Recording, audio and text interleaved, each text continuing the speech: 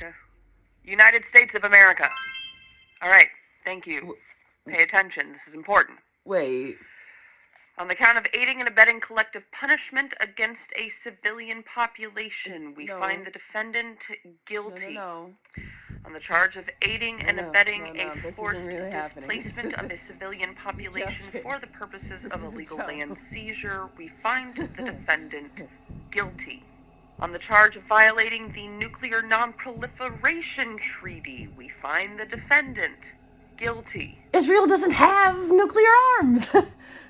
For the last time, United States, yes, they do. We have counted at least 75.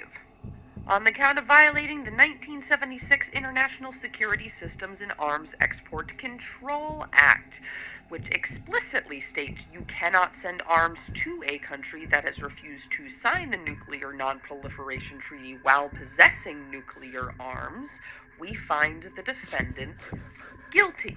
On the count of violating Title 18 of the U.S. Code, Section 241, conspiracy against rights, speaking of your own rules, with intention to oppress the free exercise of the right to protest the government for misuse of tax monies, as documented on the U.S. Anti-Protest Law Tracker, we find the defendant guilty.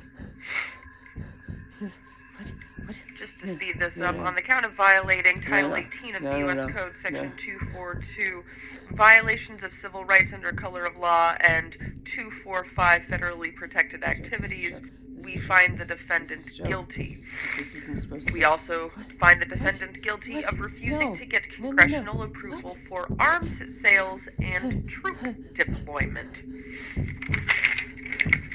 Oh! Now let's talk about all these bodies we found behind jails and under zoos. Not the bodies. Shall we? No. Don't find the bodies. Wake up. It's okay. You were having the Matt Damon dream again. Matt Damon.